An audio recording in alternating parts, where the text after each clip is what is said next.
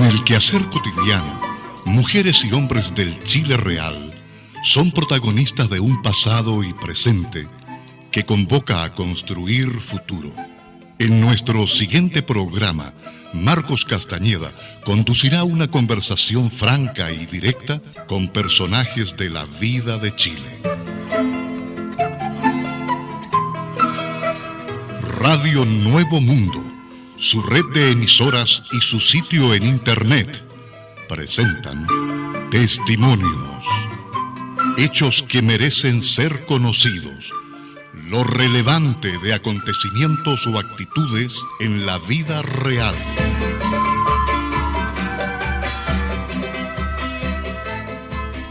¿Cómo están, estimados oyentes del programa Testimonios de la Radio Nuevo Mundo? Radio Chile FM, Radio Bahía, la radio que usted quería, allá en Estocolmo, Suecia, la KPFK en los Estados Unidos, la Radio de los Trabajadores y Radio Horizonte de Chile Online en Buenos Aires. Muchas gracias por estar nuevamente con nosotros cada día sábado, cada día domingo, a esta hora del almuerzo, un poquitito después, en donde tratamos de recuperar nuestra memoria histórica chilena. Y hoy lo vamos a hacer con un destacado comunicador chileno, fallecido trágicamente en el año 1992. Un hombre que le dio brillo a la locución chilena. Fue elegido en 1958 en un congreso acá en Santiago de Chile como presidente de la Asociación Interamericana de Locutores de América, en un congreso celebrado en Santiago. Nació en Huasco en 1928 y fue asesinado después de haber vivido un exilio de 11 años el 15 de octubre de 1992, en plena democracia en la comuna de La Florida. ¿Se imagina usted de quién hablamos? Fue también cofundador del Sindicato de Locutores de Chile. Estamos hablando de René Largo Farías, destacado locutor chileno, gran difusor de nuestra música folclórica. Hace poco, el 15 de octubre, se cumplieron 20 años de su asesinato, que hasta hoy continúa impune. Existen muchos antecedentes que no dejan claro cómo fue asesinado este gran hombre de la radiodifusión chilena y de la música nacional. Su hermana, Iris Largo, señala que esta situación es inaceptable y que constituye una evidente denegación de justicia en nuestro país. Agrega que el caso no fue investigado en su totalidad y no se aclararon varias contradicciones. La magistrada de la época hizo suya la versión entregada solo por Carabineros, pese a sus incongruencias. El homicidio de René Largo no pudo ser cometido por un solo individuo de baja estatura, como es el inculpado, Luis Bahamondes Allende, y es imposible que haya podido llevar ese peso o arrastrar más de 200 metros a una persona cuyo peso superaba los 100 kilos. Vamos a recobrar la voz de este gran hombre de las comunicaciones chilenas, que trabajó en distintas emisoras, Radio Minería entre una de ellas, también Radio Nuevo Mundo en el último periodo y también Radio Nacional de Chile. En Nuevo Mundo, realizando justamente su programa, después ya de vuelta del exilio, Chile ríe y canta. También condujo el Club del Tío Alejandro por 7 u 8 años en la Radio Minería. Pues bien, en el año 1985 sostuvo una conversación autobiográfica, como un testimonio, con su gran amigo Carlos Valladares. Carlos Valladares me ha entregado entonces esta cinta y vamos a recordar esta grabación realizada en Montreal.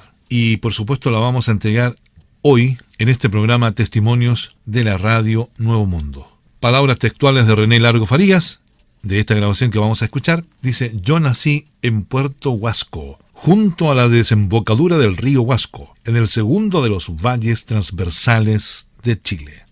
Nací en un lugar llamado La Conchería. Todo eso lo van a escuchar ustedes en esta entrevista que nos hace nuestro gran amigo Carlos Valladares, integrante del dúo Los Emigrantes, que acompañó en su época a Rolando Alarcón. Pero antes, escuchemos esta grabación que tenemos también de la época de Chile Ríe y Canta, de Radio Nuevo Mundo. Escuchemos.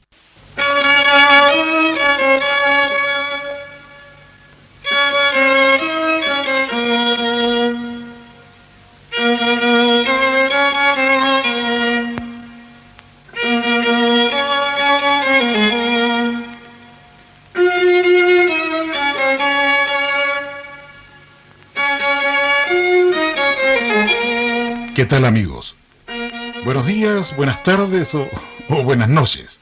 Es que no sé a qué horas ocurrirá el reencuentro. Tampoco sé si estaremos juntos estos minutos en la oficina, en el lugar de la relegación, en el hogar, en el taller, en el automóvil, en el sindicato, en la prisión, no sé dónde.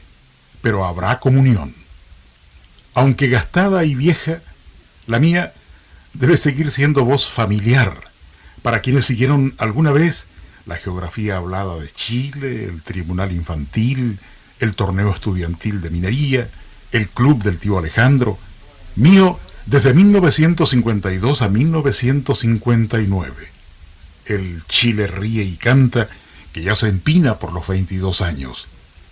El peregrinaje empezó hace 40 años, 40, en una modesta radio vallenarina que no era sino un equipo con altavoces en la plaza.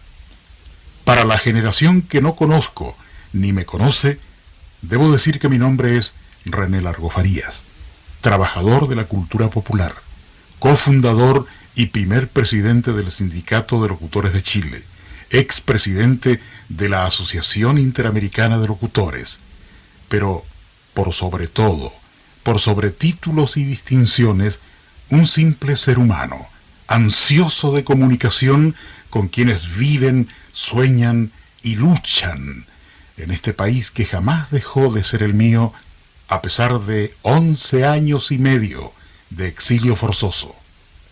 Llegué a este oficio de comunicador tras una formación pedagógica en la vieja, noble y ya desaparecida Normal Chillaneja, con una irrenunciable vocación de servicio, con un claro afán de enseñar, de mostrar algo, y con un compromiso intransable con la justicia, con la verdad, con la democracia, con la dignidad del ser humano. Este será un programa de radio sin radio. Las puertas que toqué están selladas por ahora. No juzgo, pero como estoy vivo y aún tengo voz, como me sobra fuego, como tengo necesidad y ganas de seguir dando la pelea, aquí estaré cada mes para decirles que a pesar de todo, Chile ríe y canta.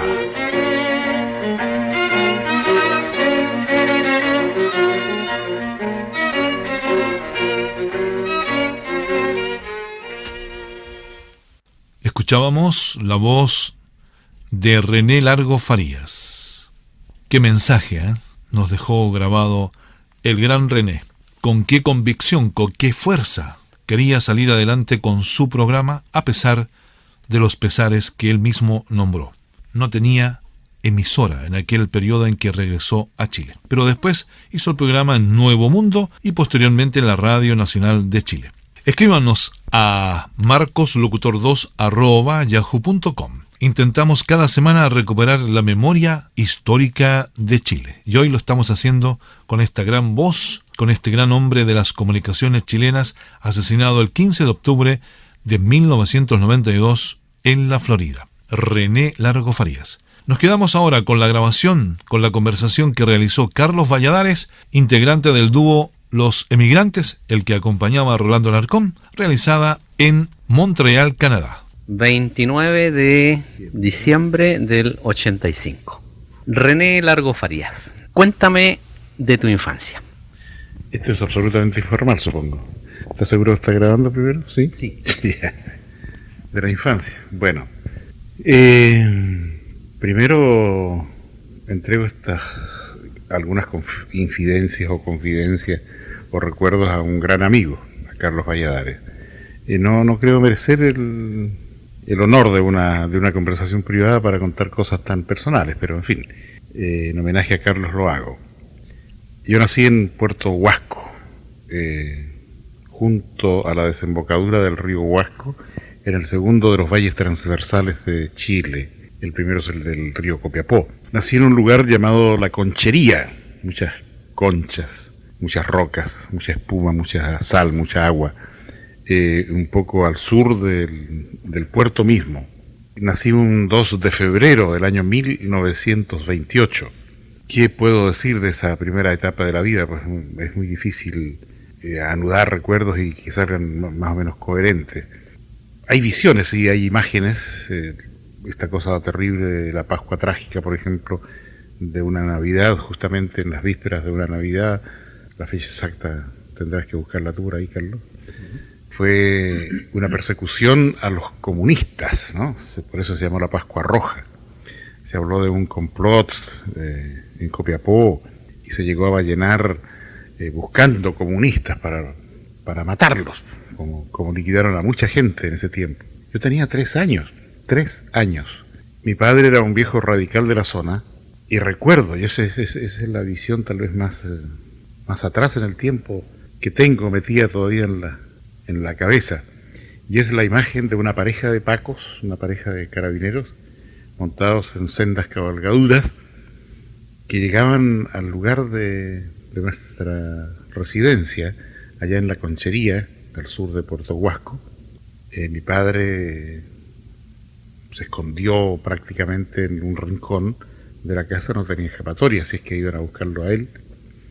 Mi madre dormía con los 2 mayores en la cama, y yo siento aún, increíble, pero así es, siento aún el calor materno al abrazarnos, porque las cabalgaduras se detuvieron exactamente frente a nuestra ventana, y con unas linternas empezaron a tratar de descubrir cosas en el interior de nuestra casa.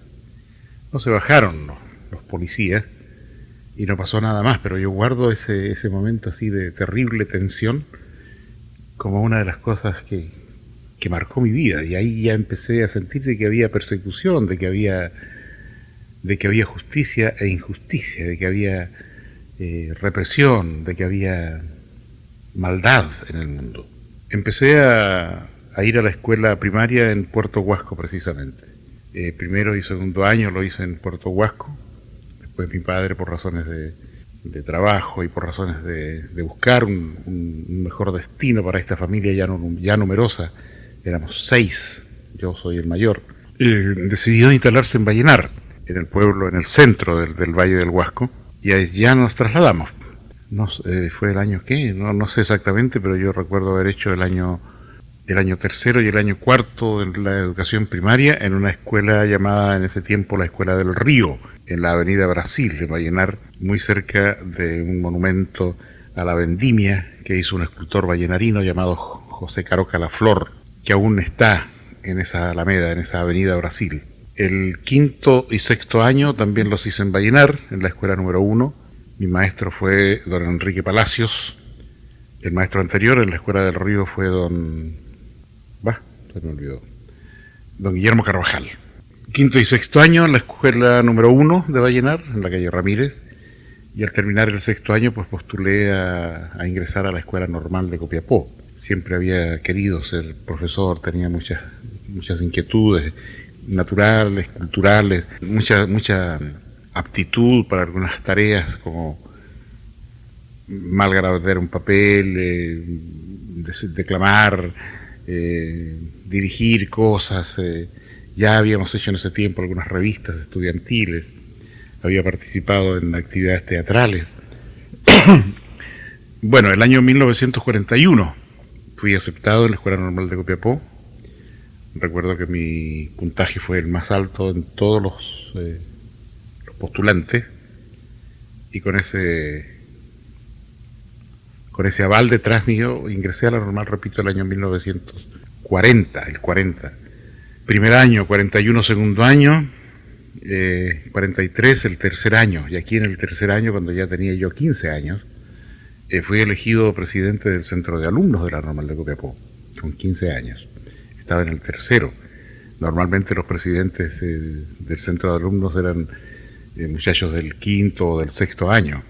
No sé, algo se descubrió, una especie de pequeña vocación de líder ahí dentro del estudiantado normalista, y me eligieron presidente. Y me tocó dirigir de alguna manera con la directiva saliente. Recuerdo a Ángel Custodio Pizarro Rojas, por ejemplo, como el presidente anterior. La primera gran huelga estudiantil normalista en Chile, 1943, mediados de año. Se expulsa de la escuela a un profesor de agricultura llamado don José Zuleta por comunista, por subversivo. 1943, 15 años tenía yo. Y nosotros nos levantamos para defender a este maestro, sin saber qué lo que era el comunismo, sin saber que ni siquiera lo que estaba pasando en esos momentos en la Europa, que se desangraba por la guerra. Y nos pusimos en huelga e hicimos la primera toma de colegio de que se tenga memoria en la historia de los movimientos estudiantiles en Chile. Tomamos el internado y allí nos atrincheramos para exigir justicia para este maestro, al que se le acusaba de muchas cosas y a quien nosotros conocíamos como un gran amigo de los estudiantes. Perdón, ¿se podría decir que ese es el despertar político tuyo definitivo cuando tú estás ahí en la normal? Yo no sé si haya despertado políticamente todavía, porque yo no me considero político. Yo me considero un ser dotado de muchas condiciones para enfrentar a la injusticia. Que yo milite en un partido político no es tampoco casual. Yo me vinculé con el Partido Comunista en 1948 en Antofagasta, y desde entonces milito en el Partido Comunista, con muchos saltos, con muchos brincos, porque pues he andado de un lado para otro. Viví fuera del país durante 5 años y obviamente no había posibilidades de hacer nada en lo político en México de 1959 a 1963, que regresé al país. La inquietud tuya por buscar nuestras raíces, por defender la cultura chilena, ¿cómo se gestan? ¿Cuál es el principio de eso? Yo creo que fue también en mi época de estudiante normalista, donde participamos en la búsqueda de material folclórico regional, estimulados por lo agreste del paisaje, por encontrar algo en la historia de ese lugar. Supimos que Copiapó se llamó originalmente Copayapu, que significa copa de oro. Supimos de la leyenda, no de la leyenda, sino de la realidad de Chañarcillo, del mineral de plata, de Juan Godoy. En fin, la búsqueda de ese material entroncado en la historia misma de la ciudad, creo que nos hizo abrir los ojos hacia otros horizontes.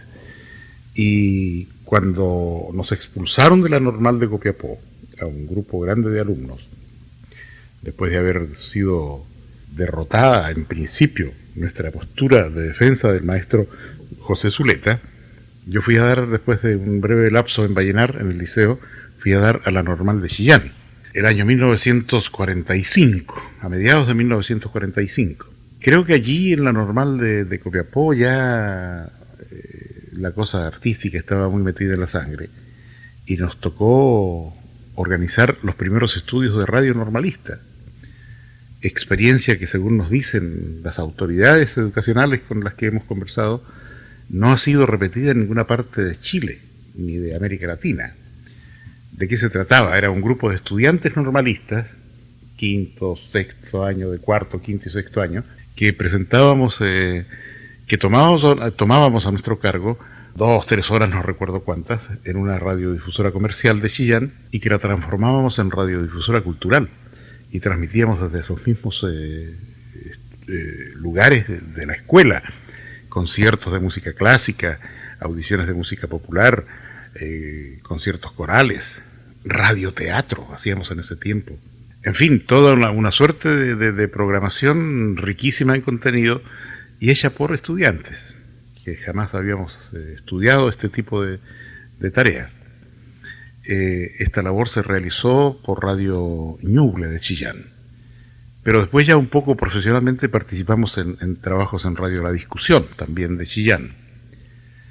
En aquel tiempo me tocó organizar las presentaciones en Chillán de Margot Loyola y de Estela Loyola, las hermanas Loyola, que iban enviadas por el Departamento de Cultura y Publicaciones del Ministerio de Educación, si mal no recuerdo, o por el Instituto de Extensión Musical de la Universidad de Chile. Y empecé un trabajo interesantísimo de difusión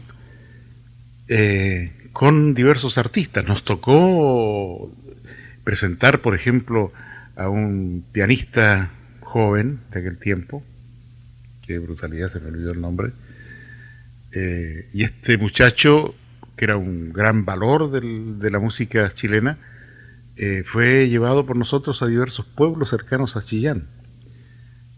Y en San Carlos, por ejemplo, nos costó un triunfo encontrar un piano para que este muchacho pudiera realizar o pudiera dar su concierto. Estoy hablando de 1948, 1949. El trabajo con las hermanas Loyola me hizo conocer de cerca y apreciar más de cerca la riqueza de nuestro patrimonio musical. Y enamorado de ese trabajo, las invité a que fueran a realizar una gira por el Valle del Huasco. Tenía yo, no sé, iba a cumplir tenía 19 años y me dediqué a empresario, fíjate, en el muy buen sentido de la palabra. Y realizamos una gira con Margot y Estela Loyola por el Valle del Huasco, paralelo con una exposición de artesanía de la zona de Ñuble y de Concepción que llevé en las vacaciones de verano hacia el norte. Tú en ese momento todavía estás en la normal. Todavía estoy en la normal. En 1947 egresamos de la escuela normal, un curso numerosísimo de 50 personas, y realizamos un viaje hasta Antofagasta, sin un peso en los bolsillos, pero con un equipo humano excelente. Allí estaba Rolando Alarcón, precisamente, que aunque no pertenecía a nuestro curso, incorporado a nuestras tareas, se fue tocando música clásica. Y Rolando era el gran suceso cuando en el piano tocaba un fragmento del concierto en la menor de Grieg, por ejemplo. Y en este mismo grupo iba Jorge Montes, el ex senador Jorge Montes, uno de los hombres más torturados por la dictadura, por las fuerzas policiales de la dictadura. Jorge Montes iba recitando, recuerdo, madre, no me digas, hijo, quédate, cena con nosotros y duerme después, cosas de ese tipo. Era un grupo chico, no íbamos los 50, no se atrevieron todos, pero yo creo que era una treintena de muchachos, y cuando íbamos en Copiapó, el Ministerio de Educación nos canceló el patrocinio, el aval, y el maestro que nos acompañaba se devolvió a Chillán por pensar que este era un grupo medio subversivo, ¿no? Sin embargo, decidimos seguir adelante a pesar de la prohibición ministerial y llegamos hasta Antofagasta, pasando algunas penurias, pero logramos cumplir nuestro objetivo. Visitamos las provincias de Antofagasta y Atacama, completas, e hicimos un excelente trabajo cultural. Esto es en 1947. La presentación del grupo en una radiodifusora comercial en Antofagasta, exactamente en Radio Libertad, que era propiedad de don Antonio Cajiao, le hizo ver a la radio pues que había al parecer algunas condiciones en nosotros y me invitaron a participar en los programas ya contratados en la radio, tarea que empecé en 1948, ¿no? Me trasladé a Antofagasta, solicité mi nombramiento allá con mi cartón de estudiante normalista y se me otorgó un lugar en la escuela número 10 de la población Oriente. Paralelamente yo era locutor de Radio Libertad en Antofagasta y a las pocas semanas fui director, jefe de programas de la radio, y en la escuela misma alcancé a hacer clases unos 3 meses, porque luego fui designado director de la filial Antofagasta de Radio Escuela Experimental, una iniciativa que desgraciadamente no se apreció en su tiempo y que hace mucha falta. Radio Escuela Experimental, que dirigía doña María Teresa Femenías, una educadora de gran renombre en el país. Luego esta Radio Escuela Experimental se transformó en Instituto de Radiodifusión Educativa del Ministerio de Educación. Eran clases por radio. En 1949, 1950, conocí a la que fue mi compañera de toda la vida. Ella llegó a Antofagasta en una gira artística como actriz y nos casamos en Antofagasta en 1950, María Cristina Zahir. Estamos escuchando en Testimonios en esta semana este gran testimonio de un gran hombre de la radiodifusión chilena y difusor folclórico nacional. René Largo Farías. Se cumplieron hace poco 20 años de su vil asesinato en 1992 en la comuna de La Florida, acá en Santiago. Quien lo está entrevistando es Carlos Valladares, integrante del dúo Los Emigrantes, dúo que acompañó en las actuaciones precisamente a uno de los que nombró René Largo Farías en esta gira que hicieron cuando salieron de la Normal de Chillán en 1948, Rolando Alarcón. Escríbanos a Testimonios, el correo de Testimonios marcoslocutor2@yahoo.com. Recuperamos la memoria de Chile. Estamos a lo largo del país, desde Iquique y hasta Punta Arenas, en Punta Arenas 104.7, Radio Nuevo Mundo de Punta Arenas y Porvenir. Sigamos escuchando a René Largo Farías y su trayectoria a través de la radiodifusión que, como él dice, comenzó en 1948 en Antofagasta en Radio Libertad. Luego escribí, recuerdo, o mandé algún mensaje a Raúl Matas, a Radio Minería de Santiago, que era la más importante de ese tiempo, y se me invitó a ir a Santiago. Y fui contratado de inmediato como locutor y libretista, y al poco tiempo ya era jefe de programas en esa radio. En Radio Minería empiezan, tengo entendido, las transmisiones de Chile Ríe y Canta. ¿Cómo nace esa idea y por qué ese nombre? Bueno, pero eso fue en 1963, hay 10 años antes que tengo que llenarte. 1951, 1952, 1953, hasta el 55 me parece, en Radio Minería, estación en la que llegué a ser, repito, jefe de programa. Pero luego vino una invitación de la Asociación de Industriales de Valparaíso y Aconcagua para fundar y dirigir una radio en Viña del Mar, cosa que ocurrió. Radio Viña del Mar, me trasladé allá, llevé un excelente equipo humano, magnífico. Como libretista pedí el lujo de tener a Elvio Soto, por ejemplo, el cineasta Elvio Soto. Como locutores tenía a Adriana Borguero, entre otros. Y realizamos cosas harto importantes en Viña del Mar en ese tiempo. Para la inauguración de la radio recuerdo haber invitado a Raúl Matas, que estaba en ese tiempo en Estados Unidos. Él vino desde Estados Unidos especialmente a ser como el padrino de esa radio. Doña Emilia Bebán de Cortines fue la madrina, que era una figura radial muy importante en ese tiempo, por el nombre de tía Emilia. Fue la gran orquesta de Vicente Bianchi. La inauguración la hicimos en el Teatro Municipal de Viña del Mar a todo trapo. Recuerdo haber hecho jornadas de baile popular en las calles viñamarinas con la orquesta de Natalio Tursi, por mencionarte alguna. En fin, pero eso duró poco porque el auspicio, el apoyo comercial se fue diluyendo y finalmente solo Perlina y Radiolina, dos detergentes famosos en Chile en aquellos años, fueron los que quedaron sustentando esta tarea y no era suficiente. De tal manera que retorné a Santiago.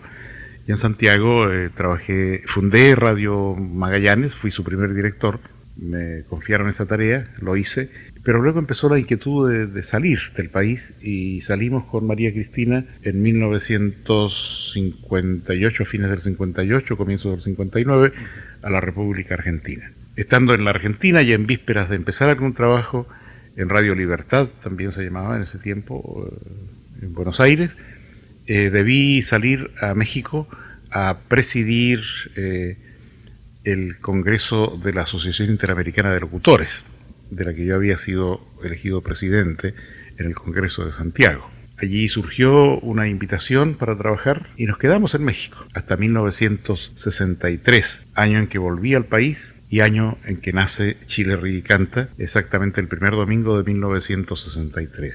me preguntas el porqué de la iniciativa, simplemente por la tremenda impresión que me provocó el encontrar una radiodifusión entregada absolutamente a ritmos foráneos, a elementos extraños a nuestra idiosincrasia, a elementos ajenos totalmente a nuestras inquietudes, a nuestra forma de ser como chilenos. Conversé con el gerente de la radio en ese tiempo, don Oscar Ruiz Bourgeois, le di a conocer mi iniciativa, le dije que quería hacer un gran programa de música chilena que se llamara Chile Canta en Minería. Él me dio su aprobación y tengo que decirlo. Él dijo, ¿y por qué no le agregamos un elemento humorístico? A la gente le gusta.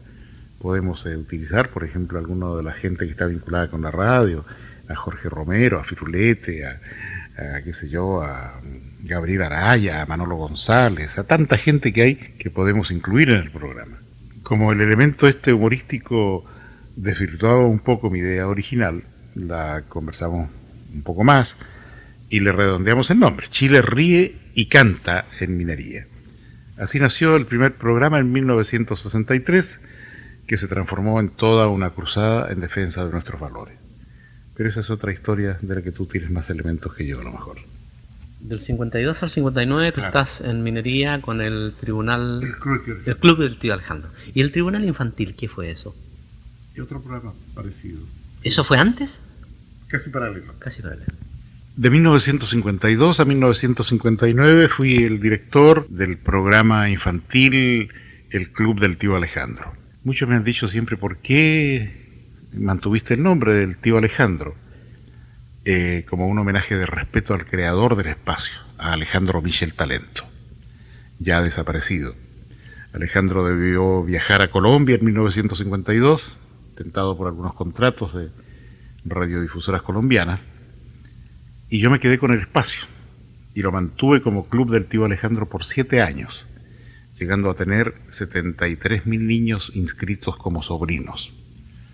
Fue toda una generación de pequeños cantores en las que anotamos nombres como los de Nadia Milton, que llegó a ser una estrella en el cine mexicano, como los hermanos Carrasco, a quienes los jóvenes conocieron como los Carr Twins, la propia Gloria Benavides, María Isabel Cerda, María Consuelo Salinas, Miriam González, el Pollito Baeza, que después murió también trágicamente.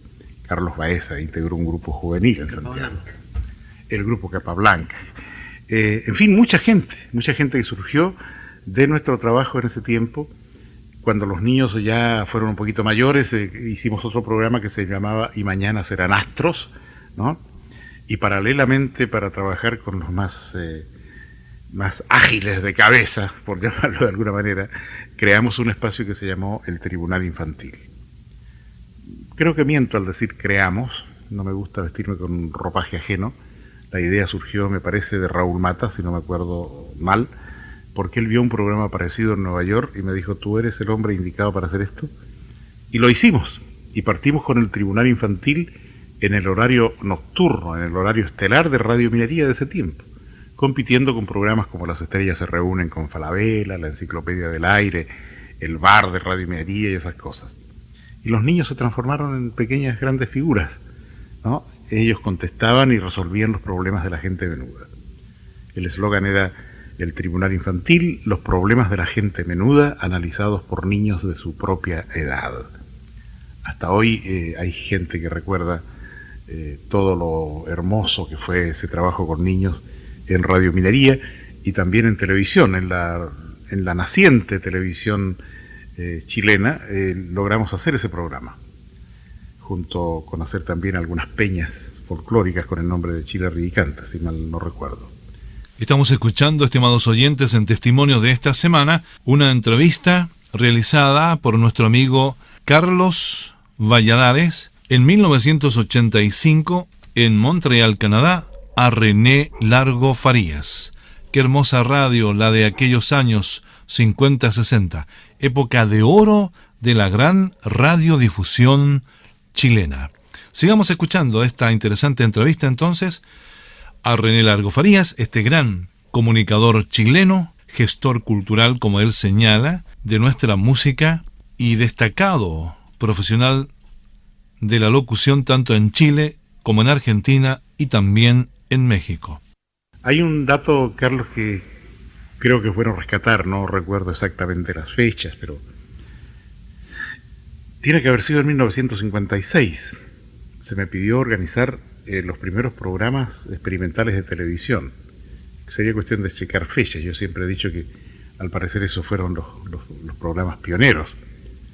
Tiene que haber sido en 1955, 1956, cuando hicimos en un circuito cerrado de televisión en la Universidad Federico Santa María en Valparaíso, unos programas dirigidos por René Meléndez, que creo que es un técnico de altísimo nivel actualmente, y en el que participó la gente de Radio Magallanes.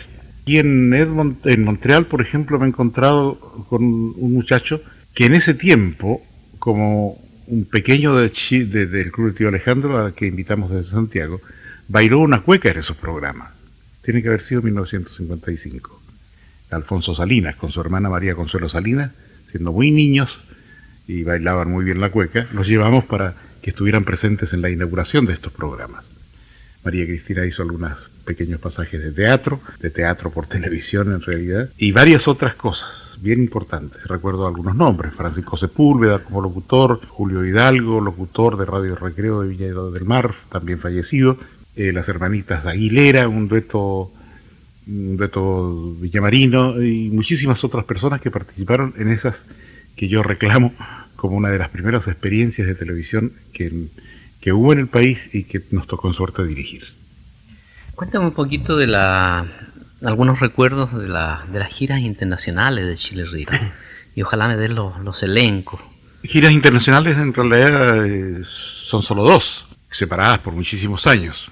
La primera fue en 1967, con motivo de la celebración del cincuentenario de la Revolución de Octubre. Fuimos invitados, un grupo de Chile Río y Canta, a viajar hasta Moscú y a visitar diversos países, con un elenco que componían, a ver, déjame recordar, en primer lugar Quilapayún, el naciente Quilapayún, estoy hablando de 1957, Patricio Mans y Silvia Urbina, que ya hacían duetos, el cura Fernando Ugarte, que se nos agregó en Europa, tuvo Rey Silva, Héctor Pavés con dos bailarines, su hermana Nelly Pavés y Juan Gianelli como bailarín. Al decir Juan Gianelli, uno no puede dejar de contar quién fue Juan Gianelli. Al regreso de ese viaje por la Unión Soviética, Juanito se transformó en un dirigente del magisterio. Él era un maestro primario y en un destacado dirigente del magisterio. Con motivo del golpe militar fascista encabezado por Pinochet, entre los cientos y cientos de desaparecidos, aparece el nombre de Juan Gianelli, que fue sacado hace ya más de 10 años de la misma escuela en que estaba dando sus clases, y desde entonces nunca más se ha sabido de su suerte.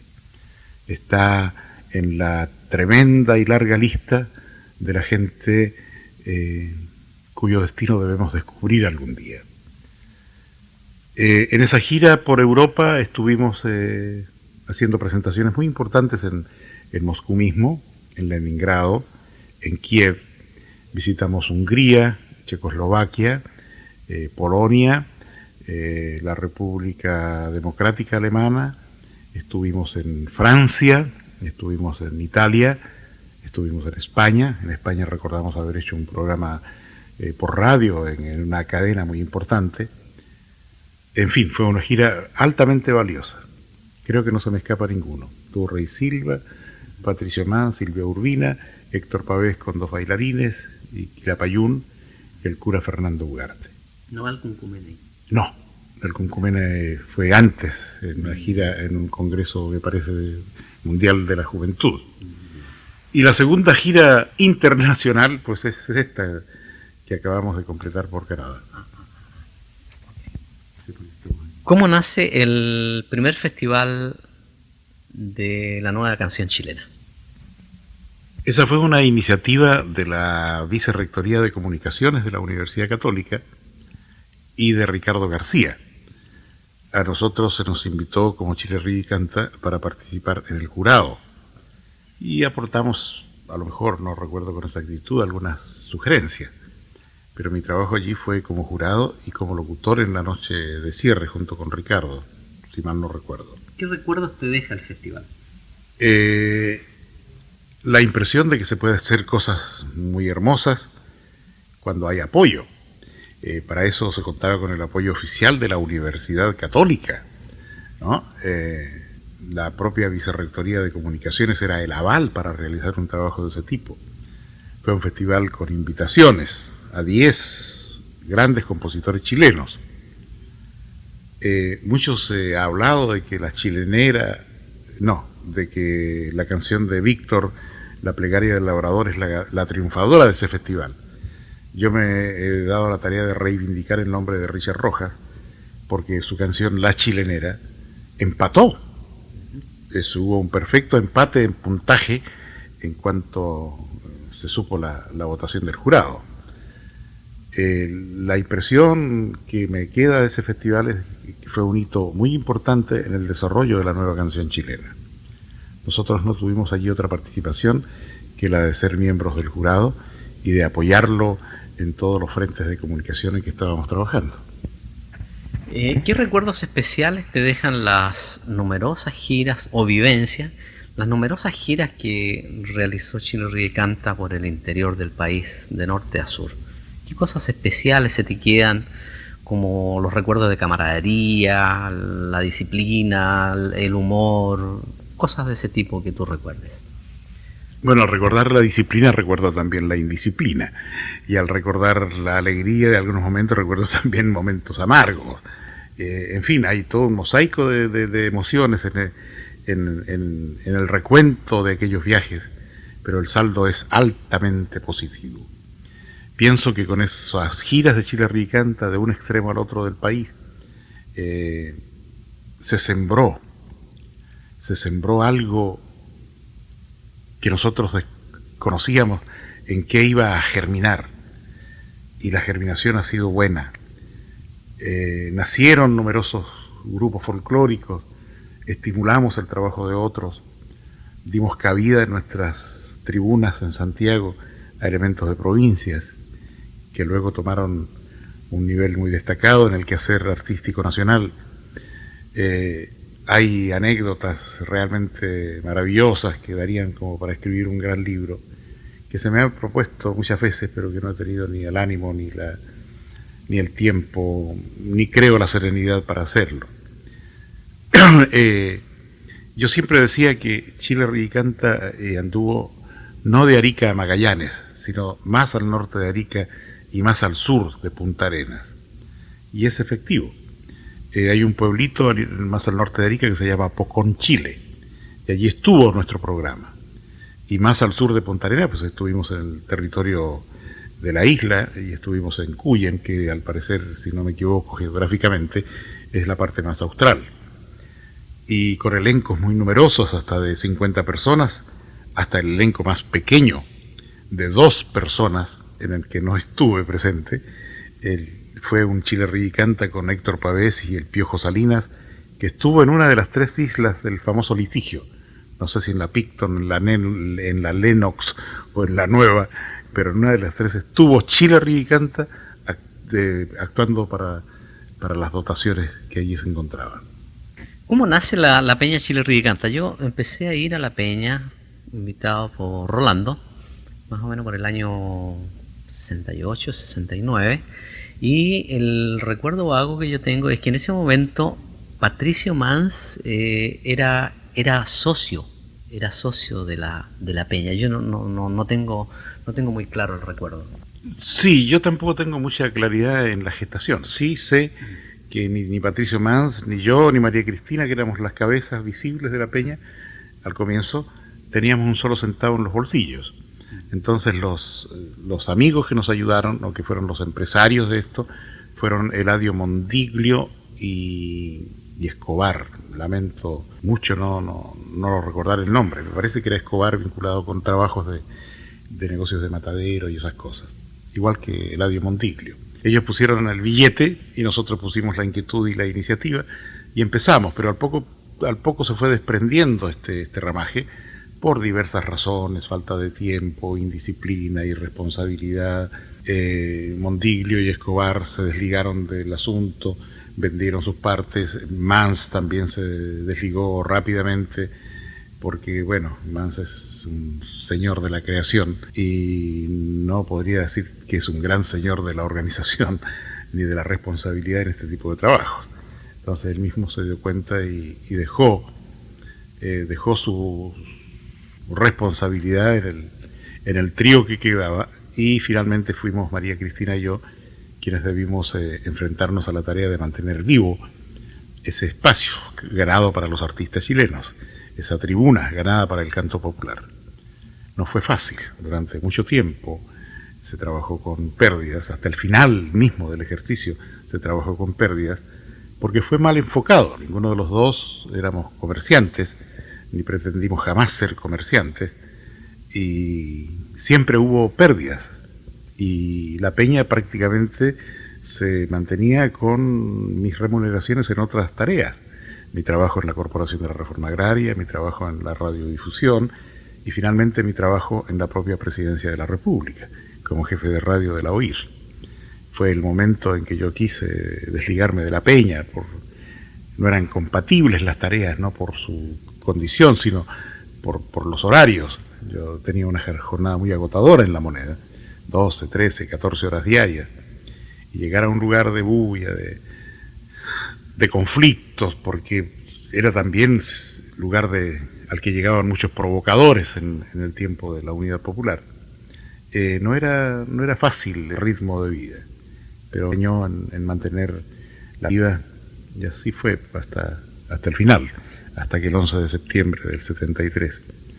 Yo recuerdo, por ejemplo, en un tiempo en que Héctor Pavés andaba haciendo alguna promoción cuando yo le dije que quería vender la peña, y llegó allá con una empresaria que iba poco menos que con el dinero en la cartera y lo puso sobre la mesa y como que decía, aquí está, este es el dinero y entréguenos la peña. Pero María Cristina se negó y la peña siguió adelante.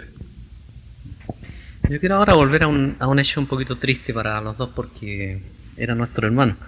Al término de la gira del enero del 73 muere Rolando Alarcón. Nosotros hicimos toda esa gira con María Cristina, y creo que en algunos lugares nos juntamos también contigo por ahí, por el norte.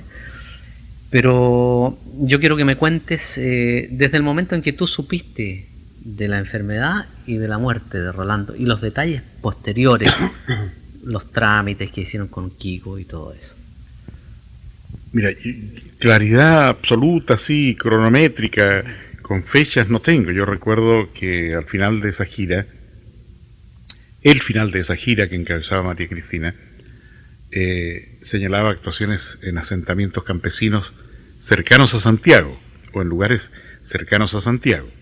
No sé si era una semana de actuaciones, se regresaba del norte, y comiendo todos ahí en la peña, y algunos, no recuerdo exactamente quiénes más integraban el grupo, de allí se desplazaban hacia los lugares de actuación y regresaban a Santiago. Pero ya esa parte no la pudo cumplir Rolando, si no me equivoco mucho. Él venía enfermo de Santiago y no pudo cumplir esa última parte de la gira, que era la actuación en lugares vecinos a Santiago mismo. Del desarrollo de su enfermedad, pues guardo muy pocos recuerdos. Sé que fue muy rápido el proceso, y yo estaba en La Moneda cuando se nos avisó del agravamiento y de la muerte, a los pocos minutos después. Yo de inmediato me trasladé con un equipo móvil de la Presidencia de la República hasta el hospital en que Rolando falleció. Allí me encontré con Enrique San Martín, y en los trámites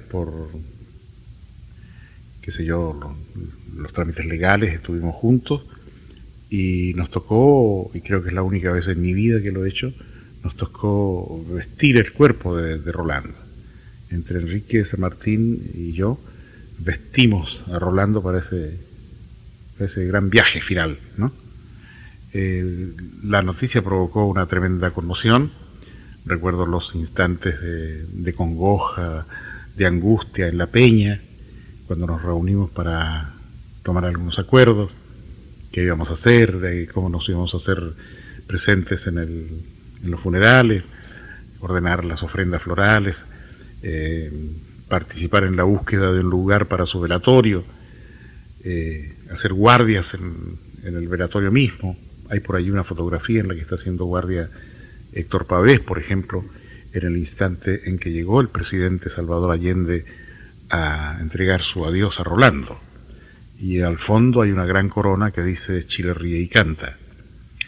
Recordamos los funerales con mucha emoción, no caminamos como toda la gente, las muchas cuadras que mediaban entre el lugar del velatorio y el cementerio general.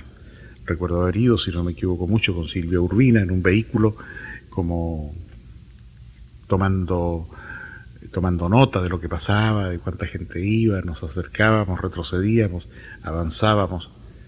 Y en los funerales mismos recuerdo con mucha emoción haberlos oído a ustedes cantar algunas de las canciones de Rolando. ¿Cuál es tu recuerdo, tu última imagen que tienes de Salvador Allende? La de un hombre extraordinario, de un luchador increíble, de un revolucionario con mayúscula que no pudo jamás suicidarse, como aseguró la Junta Militar. Salvador Allende murió en combate. Él nos dijo en La Moneda, los revolucionarios, las revoluciones no tienen a cobardes dirigiéndolas. Por eso yo no me voy a rendir, lucharé defendiendo el mandato del pueblo. Yo recuerdo haber rescatado esas frases últimas de Salvador Allende, están por allí en algún librillo. Lo que no está en ningún librillo es una frase que yo guardé. Y guardé, no recuerdo exactamente con qué motivación, pero se me ocurre que debe haber sido por el temor a una mala interpretación. La frase es esta, en esa locución final, no por radio, sino a los 40 o 50 que quedábamos en La Moneda.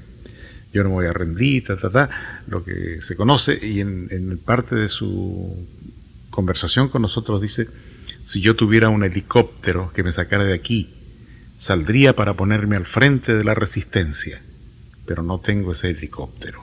Que los historiadores hagan el análisis de lo que Allende quiso decir en ese momento. Yo, con la anuencia de Tencha, di a conocer esta frase en una conferencia de prensa con ocasión de un 11 de septiembre en Ciudad de México, avalada también por Danilo Bartolín, que fue un hombre de confianza en las tareas de gobierno de ese tiempo. El último minuto es tu impresión de este Chile ríe y canta a través de Canadá. Mira, yo creo que me va a faltar mucho tiempo para analizar lo visto, lo oído, lo vivido en estos 3 meses por Canadá. Hay una serie de factores que hacen de esta tarea una tarea muy especial. Ha sido a la vez que una tarea de difusión folclórica, una tarea de reencuentro del Chile del interior con el Chile del exterior a través del canto.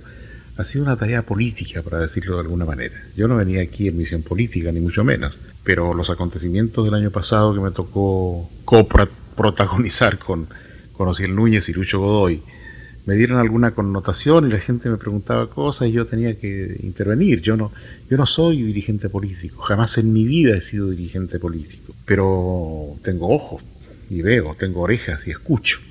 Entonces uno debe alguna vez meter su cuchara en alguna discusión y poner algunos puntos sobre algunas íes. Naturalmente que el panorama es muy complejo. En torno a qué grandes dudas, las mías. ¿Volverá este Chile exiliado en Canadá alguna vez a la tierra? Yo tengo mis dudas, grandes dudas. Pero todo esto es digno de un análisis mucho más a fondo que el que se puede hacer así, tan sobre la marcha. Lo vamos a intentar en el interior, con alguna tranquilidad. Recordaremos lo vivido aquí. Nos llevamos, sin ninguna duda, valores riquísimos, los valores recogidos de cada uno de los compañeros reencontrados en este exilio. Es un exilio, como lo dije por ahí, es un exilio herido. es un exilio dañado, es un exilio que duele, es un exilio que debe terminar. Y para que termine sabemos todos cuál es la fórmula. La unidad, el pasar por sobre pequeños problemas y enfrentar las grandes tareas juntos, por sobre consideraciones de tipo personal. Y esa creo que va a ser la gran bandera que vamos a desplegar en algún posible artículo o en algún posible folleto que se llamará simplemente Chile ríe y canta en Canadá. Así hemos entregado esta grabación realizada por Carlos Valladares a René Largo Farías en Montreal, Canadá, en 1985. Todo ello con motivo de haberse cumplido hace algunos días los 20 años del asesinato de este gran comunicador chileno y gestor cultural, René Largo Farías. A todos ustedes muchas gracias por la sintonía. A la familia de René, nuestro abrazo solidario, a Edis Largo, especialmente, hermana de René y que permanentemente escucha los programas de Nuevo Mundo y de Radio Chile FM. Muchas gracias a todos ustedes, también las gracias a Carlos Valladares por habernos facilitado esta grabación. Con ustedes nos juntamos nuevamente la próxima semana, siempre con otro gran invitado en nuestro programa. Hasta siempre, amigos.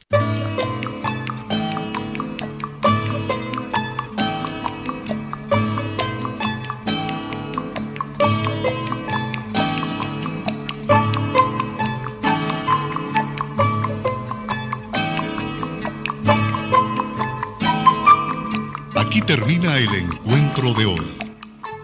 La próxima semana, en este horario, otros personajes y nuevos testimonios darán fe de hechos.